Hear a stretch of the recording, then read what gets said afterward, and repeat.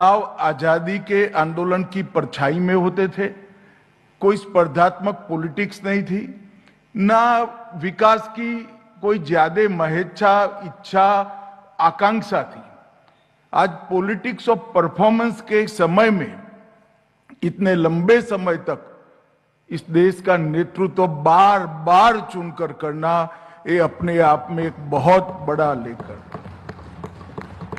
माननीय प्रधानमंत्री जी, आपने इस देश को लंबे कालखंड तक नेतृत्व देकर विकास के हर पैमाने में आगे बढ़ा है। इतना ही नहीं, आपका ये कालखंड देश के इतिहास में स्थिरता के, राजनीतिक स्थिरता के कालखंड के रूप में जाना जाएगा।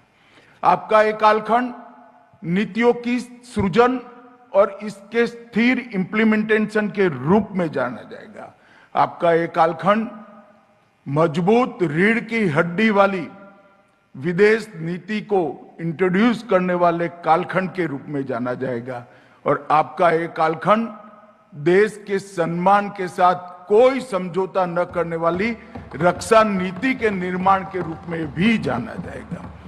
मित्रों, 62 वर्ष में देश ने 13 प्रधानमंत्री, अनेक गठबंधन की सरकारें, अनेक दलों की सरकारें देखी हैं। राजनीतिक अस्थिरता का एक लंबा कालखंड भी देश ने भोगा है। मोदी जी का एक कालखंड स्थिरता, निरंतरता और निर्णायक नेतृत्व का एक स्वर्णिम अध्याय लिखने वाले कालखंड के रूप में आगे जाना जाएगा। कई लोग मोदी जी को संकट समय के नेता के रूप में जानते हैं। मैं गुजरात से आता हूं। लंबे समय से मोदी जी के साथ काम करने का मुझे मौका मिला है। जब वो प्रधानमंत्री बने तब गुजरात एक गहरे संकट में था।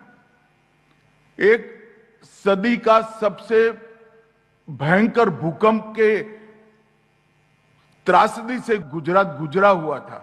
उस वक्त मोदी जी ने फ्रंट से लीड करते हुए हमारे गुजरात को भूकंप की परछाई से बाहर निकालकर विकसित गुजरात बनाने का काम किया। आज देश भर के गुजरात भूकंप के पहले भी हुए भूकंप के क्षेत्र को देखेंगे तो कहीं कहीं भूकंप की परछाई जरूर देख पाएगी। मेरा आप सबसे निवेदन है, निमंत्रण भी है कि आप जरूर कच्छ जाइए। परिवर्तन कैसे होता है, कच्छ आज उसका उदाहरण बना है। मैं देश के गृह मंत्री के रूप में काम करता था, तब कोरोना का वैश्विक संकट आया। पूरी दुनिया चिंता करती थी कि भारत कोरोना के संकट को कैसे निपटेगा, परंतु नरेंद्र मोदी जी ने एक सामूहिक नेतृत्व का अनुभव कराते हुए, नेतृत्व वो खुद कर रहे थे, मगर न केवल केंद्र सरकार के सारे विभाग, सारी राज्य सरकारें और 130 करोड़ की जनता को साथ में लेकर इतने बड़े संकट से इस देश को बाहर निकालने का काम किया। उन्हीं का नेतृत्व था जिसने सबसे पहले वैक्सीन बनाने वाले देशों में भारत को स्थान दिलाया। और जो पूरी दुनिया चिंता करती थी कोरोना जब शुरू हुआ कि भारत कैसे इस संकट से निपटेगा, जब संकट समाप्त हुआ तो मॉडल क्राइसिस मैनेजमेंट के रूप में आज विश्व भर के लोग कोरोना की भारत के खिलाफ की लड़ाई को स्टडी करने के लिए आ जा रहे हैं। डोकलाम की घटना हो, रशिया यूक्रेन का युद्ध हो, या अमेरिका ईरान का तत्कालीन युद्ध हो, विश्व को झंझोड़ देने वाली ये सारी घटनाओं के बीच में स्थिर भाव से मौन रहकर भारत के हितों की चिंता कर कर हमारे हितों को सर्वोपरि रखते हुए दुनिया जब पूरी संकट में होती है तब भारत ने अपने विकास की गति को बढ़ाया है। और आपने एक प्रकार से सहमति की राजनीति को भी आगे बढ़ाने का काम किया है। मोदी जी की विशेषता यह नहीं है कि केवल उन्होंने लंबे समय तक शासन किया। उनकी विशेषता यह है कि इतने लंबे शासन के कालखंड में कई राज्यों के चुनाव एनडीए परिवार के रूप में, भारतीय जनता पार्टी के रूप में, और 3 आम चुनाव लगातार जनादेश प्राप्त कर जनता का विश्वास भी जीतने का काम किया है। आज पीछे मुड़कर देखते हैं तो 25 वर्ष की ये नेतृत्व की यात्रा, लगातार जनता द्वारा चुनी गई सरकारों का नेतृत्व करने का ये स्वर्णिम कालखंड एक सच अर्थ में नरेंद्र मोदी जी की लोकतांत्रिक स्वीकृति की यात्रा है, जिसने भारत को कई मीलों हर क्षेत्र में आगे पहुंचाने का काम किया है। मोदी जी, आपने इस देश के सार्वजनिक जीवन में कई मॉरल लैंडमार्क रचित करने का काम किया है। जब मोदी जी 2014 में प्रधानमंत्री बने और संसद की सीढ़ियों पर मत्था टेक कर संसद को लोकतंत्र के एक सबसे बड़ी पंचायत के भवन को सेवा के मंदिर के रूप में परिचय कर हमारी संविधान की स्पिरिट का बहुत लंबे अरसे के बाद दुनिया को परिचय कराया। आपने लाल किले से प्रधानमंत्री को प्रधान सेवक बनाकर आने वाली कई पीढ़ियों में सत्या का उद्देश्य क्या होता है, इसके मायने समझाने का और मार्गदर्शन करने का काम किया है। संविधान को एडमिनिस्ट्रेशन का धर्म ग्रंथ कर सरकार चलाने का धर्म ग्रंथ के रूप में परिचय कराकर आपने संविधान का सम्मान बढ़ाया है और आपके शासनकाल में गुरु नानक देव जी के सेवा के संदेश को चरितार्थ करने का भी काम किया है। समर्थ रामदास ने एक कल्पना रखी थी शासन की, उपभोग शून्य स्वामी। आपने उपभोग शून्य स्वामी की कल्पना को चरितार्थ कर हमेशा राष्ट्र प्रथम के भाव को आगे बढ़ाया है। सादगी, संपर्क की विशेषता, दृढ़ता, दूरदर्शिता, अथाह परिश्रम और राष्ट्र प्रथम का भाव, ये हमेशा के लिए आपको पूरे भारत के नेताओं में एक अलग भांति का, अलग पंक्ति का नेतृत्व के रूप में प्रस्थापित करेगा, इसमें मुझे कोई संशय नहीं है। मोदी जी ने 2014 में प्रधानमंत्री बनकर भारत की चुनौतियों को समझा और चुनौतियों के सामने के लिए निश्चित ठोस रणनीति बनाने का काम किया।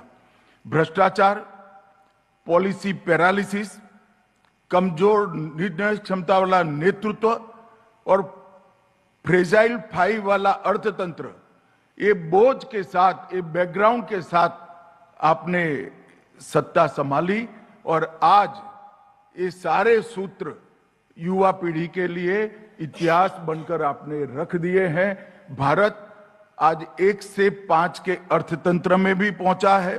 सबसे ज्यादा दूरदर्शिता के साथ पॉलिसी बनाने वाला तंत्र भी बना है और भ्रष्टाचार को कोई दूरबीन लेकर आपके शासन में न ढूंढ पाए, इस प्रकार का पारदर्शी शासन भी आपने दिया है। 2022 में जब आजादी के 75 साल हुए, मैं गृह मंत्री के रूप में काम करता था। मोदी जी ने एक बैठक बुलाई और उन्होंने आजादी के अमृत महोत्सव को मनाने के लिए देश की सरकार की तैयारियों के लिए बैठक थी। उसके बाद कोरोना भी आया, मगर मित्रों, मैं जरूर कहना चाहता हूं, जिस विजन के साथ उन्होंने आजादी का अमृत महोत्सव मनाया, इसके कारण हमारी सभी सिद्धियों को दुनिया के सामने रखने का भी काम हुआ। युवा पीढ़ी को आजादी के संग्राम से परिचय कराने का भी काम हुआ। भारतीय भाषाएं और भारतीय संस्कृति और कई गुमनाम आजादी के स्वतंत्रता सेनानियों को फिर से एक बार पुनर्जीवित करने का भी काम हुआ। परंतु अमृत काल की संकल्पना ने पूरा दृश्य बदल कर रख दिया। उन्होंने 75 साल के समारोह के वक्त कहा था कि आज से भारत का अमृत काल शुरू हो रहा है और 75 साल से लेकर भारत की आजादी की सदी तक के काल को अमृत काल के रूप में उन्होंने व्याख्यायित किया और देखते देखते देखते 15 अगस्त 2047 के विकसित और आत्मनिर्भर भारत की संकल्पना को, विचार को प्रधानमंत्री के विचार से बदलकर 140 करोड़ जनता का संकल्प बनाने का काम हमारे नेता नरेंद्र मोदी जी ने किया। मुझे कहने में कोई संकोच नहीं। जब मैं युवा था और देश के सामने की समस्या को सोचता था तो सबसे बड़ी समस्या थी हमारे देश की जनता की सामूहिक लघुता ग्रंथि की। ये इंफीरियरिटी कॉम्प्लेक्स हम कर सकते हैं, हम दुनिया का नेतृत्व तो कई क्षेत्रों में कर सकते हैं। हमारा भूतकाल भी भव्य था, भविष्य स्वर्णिम है। ये आत्मविश्वास का अभाव देश की जनता में दिखाई देता था। आपके 2047 के विकसित भारत के संकल्प ने हमारी सामूहिक इंफीरियरिटी कॉम्प्लेक्स को समाप्त कर एक आत्मविश्वासी 140 करोड़ नागरिकों का एक देश बनाने का काम किया है। मुझे बरोबर याद है आपने समारोह में कहा था कि 140 करोड़ लोग अलग अलग दिशा में अगर कदम उठाते हैं तो एक ही कदम आगे बढ़ते हैं, परंतु एक लक्ष्य के सामने एक दिशा में 140 करोड़ लोग एक कदम उठाते हैं तो देश 140 करोड़ कदम आगे बढ़ता है। यही हमें विकसित भारत के तक पहुंचाएगा। आपने जो विजन 2047 का दिया है, इसको भारत का युवा भी स्वीकार कर रहा है। आत्मविश्वासी, समृद्ध, सुरक्षित, शिक्षित और विश्व का नेतृत्व करने वाला भारत का रोड मैप आपने देश के सामने रखा है। आपने एनडीए को एक राजनीतिक गठबंधन से ऊपर उठकर देश की चिंता करने वाले राजनेताओं का और संवेदनशील राजनीतिक दलों का समूह बनाया। आज एनडीए 22 सरकारों के साथ, राज्य सरकारों के साथ 292 संसद सभ्यों के साथ, 144 राज्यसभा के संसद सभ्यों के साथ, 2315 विधायकों के साथ और 222 से अधिक विधान परिषद के सदस्यों के साथ देश के 80% भूभाग और 76% आबादी पर शासन कर रहा है। वो ये आपके 12 साल के यशस्वी कार्यकाल का ही परिणाम है। आपने एनडीए को गठबंधन की राजनीति को अस्थिरता नहीं पर समान लक्ष्य वाले भारत को समर्पित राजनीतिक दलों का समूह बनाने का काम किया है। आपके संवेदनशील नेतृत्व ने इस देश में 12 साल के छोटे कालखंड के अंदर 25 करोड़ लोगों को घर में बिजली, शौचालय, पेयजल की सुविधाएं, बैंक अकाउंट, हर व्यक्ति को 5 किलो प्रतिमाह मुफ्त राशन, 5 लाख तक के इलाज की सुविधाएं, गैस का कनेक्शन और 3 करोड़ लोगों को आपने पहली बार बिजली पहुंचाने का काम किया है। आज 3 करोड़ लखपति दीदी आपकी इस संवेदनशीलता को अनुभव कर रही है और एक मुश्त होकर मैंने कई चुनाव अभियानों में गरीबों को कहते हुए सुना है कि भारत में गरीबों के प्रति संवेदनशीलता रखने वाला ऐसा प्रधानमंत्री कभी नहीं आया है। इतने बड़े जन कल्याण के कामों के साथ जो कहते थे कि जन कल्याण के लिए बजट का हिस्सा कितना होना चाहिए, इसकी डिबेट होनी चाहिए, मैं आज ये सभी लोगों को कहना चाहता हूं, हर एक प्रकार की बुनियादी सुविधाएं 80 करोड़ लोगों को देने के बाद आपके नेतृत्व में भारत सब बड़ी अर्थव्यवस्थाओं में सबसे तेजी से बढ़ने वाली अर्थव्यवस्था बना है। वो हम सब एनडीए के साथियों के लिए गौरव का विषय है। मित्रों, आज आकांक्षी जिले नरेंद्र मोदी शासन का मॉडल का परिचायक है। जो जिले कई राज्यों को बीमारू राज्य बनाने में जिम्मेदार थे, आज वो जिलों में देश के 1 नंबर के जिले के साथ स्पर्धा करने का हौसला भी है, इच्छा भी है और आकांक्षा भी है। मेरा आप सबसे आग्रह कि हर सप्ताह, हर माह आप ये आकांक्षी जिलों की तालिका को देखिएगा तो मालूम पड़ेगा कि कितनी स्पीड से तालिकाओं में बदलाव आता है। हर जिला सबसे अच्छा जिला बनने की स्पर्धा का अनुभव किया है। माननीय प्रधानमंत्री जी, आपने लोकतंत्र को भी पुनर्भाषित करने का काम किया है। एक जमाने में हमारे देश के लोकतंत्र को 40 साल के कालखंड के बाद हम देखते थे तो हमारी राजनीति वंशवाद, जातिवाद और तुष्टीकरण से पीड़ित थी। ये तीनों नासुरों ने 4 दशक तक हमारे लोकतंत्र को पंगु बनाने का काम किया था। आपके 1 दशक के कार्यकाल ने जातिवाद, वंशवाद और तुष्टीकरण से हमारी राजनीति को मुक्त कर पॉलिटिक्स ऑफ परफॉर्मेंस को इंट्रोड्यूस करने का काम किया है। और मैं मानता हूं हमारे लोकतंत्र के लिए ये सबसे बड़ा बूस्टर डोज है।